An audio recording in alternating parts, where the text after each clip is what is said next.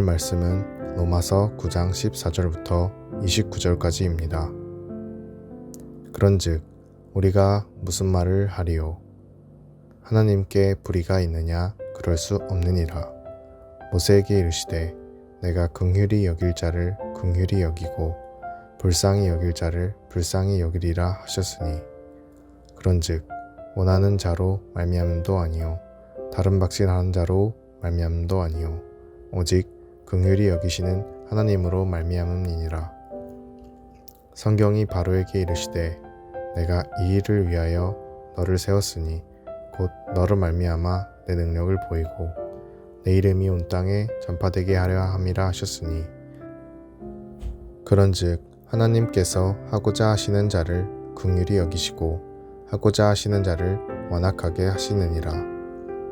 혹 내가 내게 말하기를 그러면 하나님이 어찌하여 허물하시느냐 누가 그 뜻을 대적하느냐 하리니 이 사람아 내가 누구이기에 감히 하나님께 반문하느냐 지음을 받은 물건이 지은 자에게 어찌 나를 이같이 만들었느냐 말하겠느냐 토기장인가 진흙 한 덩이로 하나는 귀 있을 그릇을 하나는 친 있을 그릇을 만들 권한이 없느냐.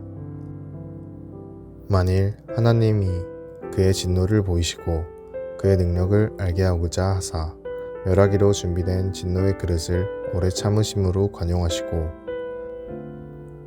또한 영광받기로 예비하신 바 긍휼의 그릇에 대하여 그 영광의 풍성함을 알게 하고자 하셨을지라도 무슨 말을 하리요. 이 그릇은 우리니 곧 유대인 중에서뿐 아니라 이방인 중에서도 부르신 자니라.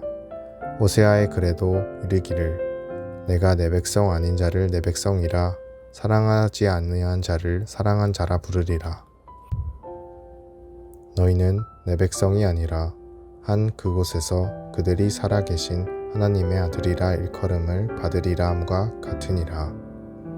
또 이사야가 이스라엘에 관하여 외치되 이스라엘의 자손들의 수가 비록 바다의 모래 같을지라도 남은 자만 구원을 받으리니 주께서 땅 위에서 그 말씀을 이루고 속히 시행하시리라 하셨느니라. 또한 이사야가 미리 말한 바 만일 만군의 주께서 우리에게 씨를 남겨두지 아니하셨더라면 우리가 소돔과 같이 되고 고모라와 같을 이로다 함과 같으니라. 아멘.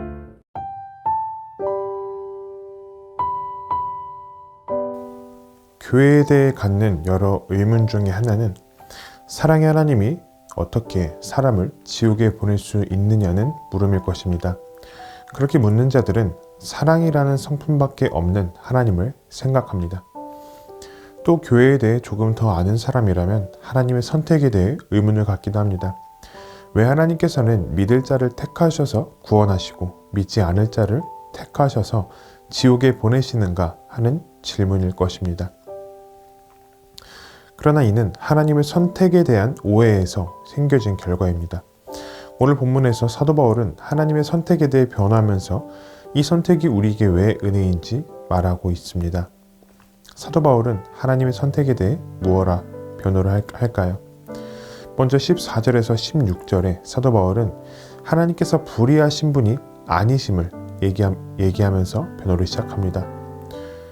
하나님께서 긍휼히 여기실 자를 긍휼히 여기고 불쌍히 여길 자를 불쌍히 여기시는데 이는 그 사람의 어떠함 때문이 아니라 오직 하나님의 주권과 하나님의 뜻에 달려 있습니다. 사도 바울은 그러한 하나님은 불의한 분이 아니라고 말하면서 먼저 하나님의 의로우심에 대해 얘기를 하면서 시작합니다. 그리고 사도 바울은 18절에서 하나님께서 긍휼히 여기실 자를 긍휼히 하시는 것처럼 완악하게 하고자 하는 자를 완악하게 하신다 말하며 출애굽을 방해했던 바로를 그 예로 듭니다. 여기서 많은 사람들이 하나님이 사람에게 죄를 짓게 한 것이 아니냐 도전하지만 그렇지 않습니다. 하나님께서 바로를 완악하게 하셨다는 말은 하나님이 바로의 죄를 부추겼다는 것이 아니라 그의 완악함대로 하도록 내버려 두셨다는 의미입니다.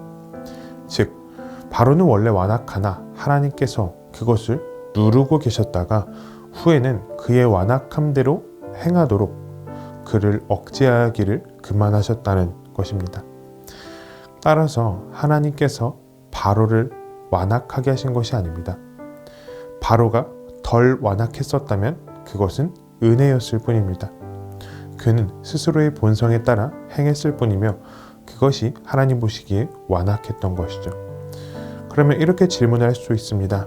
하나님은 바로를 왜 완악하게 지으셨나요? 여기서부터는 성경에서 벗어난 질문이기에 성경 안에서 확실한 답을 내릴 수 없습니다. 그것은 성경에 나타나지 않은 하나님의 주권에 대한 영역이기 때문입니다. 그래서 사도 바울은 이렇게 말합니다.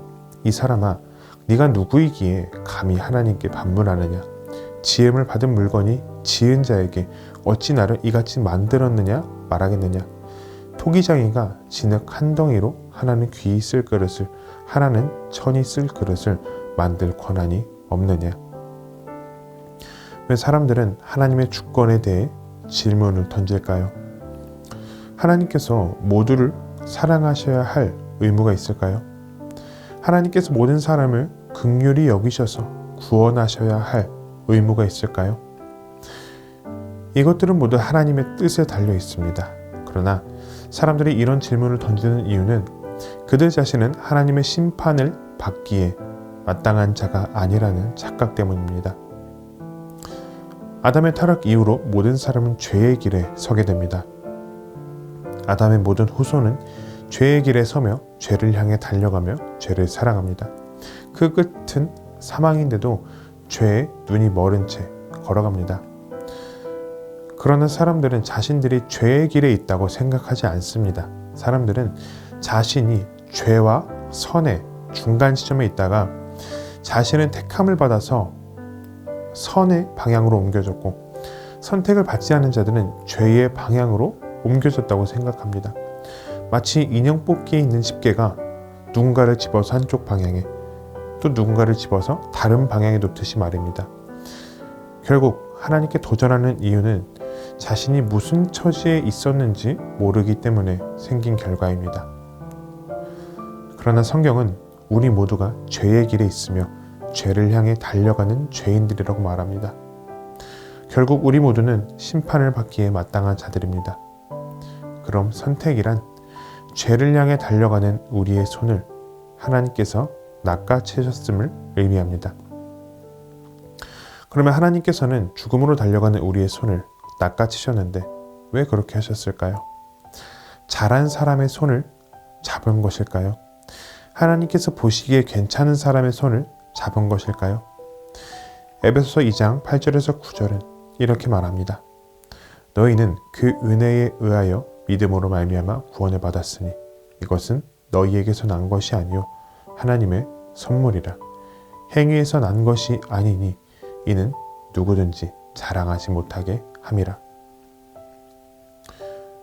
하나님의 선택이 하나님을 불의하게 만듭니까? 그렇지 않습니다. 하나님의 선택은 죄인들을 향한 하나님의 크신 선물입니다. 사도 바울은 오늘 이것을 말하고 있습니다. 그리고 하나님의 선택이 죄인들을 향한 하나님의 선물이라는 것을 믿는다면 성도의 삶도 달라집니다. 우리는 우리가 받은 구원을 자랑할 수 있지만 교만해서는 안 됩니다. 여기서 자랑이란 하나님께 영광을 올려드리는 것이지 남들과 비교하며 스스로 교만해지는 자랑을 의미하지 않습니다. 하나님을 높이며 나의 구원을 자랑할 수 있는 이유는 나를 구원하신 하나님께 대한 감사요. 또한 우리를 구원하신 하나님 앞에서 겸손해야 할 이유는 이 구원이 나로 말미암지 않았기 때문입니다. 둘째로 하나님께서는 택하신 자들을 사용하셔서 다른 택자들을 구원하신다는 것을 성도는 기억해야 합니다. 하나님께서는 구원받을 자를 택하셨죠. 그러면 우리에게 전도라는 것은 더 이상 무용할까요? 그렇지 않습니다.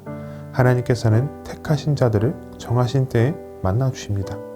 그러나 하나님께서 그들을 만나실 때 때로는 하나님께서 택하신 자들을 통해 그들을 교회로 인도하셔서 말씀을 듣게 하심으로 만나주시기도 합니다. 그러므로 내가 구원을 받은 자라면 우리는 우리의 삶으로 하나님을 드러내고 전도하는 일에 게을리해서는 안 됩니다.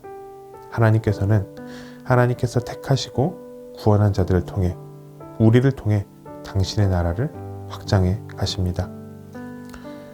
오늘 말씀을 생각하며 함께 기도하겠습니다.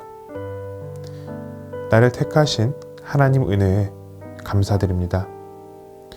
택하신 은혜에 감사하며 내가 받은 구원을 자랑하고 하나님 앞에서 겸손하게 하소서. 우리를 구원하신 하나님의 주권을 인정하며 오늘도 하나님께서 주인 되신 삶을 살아가시길 바랍니다.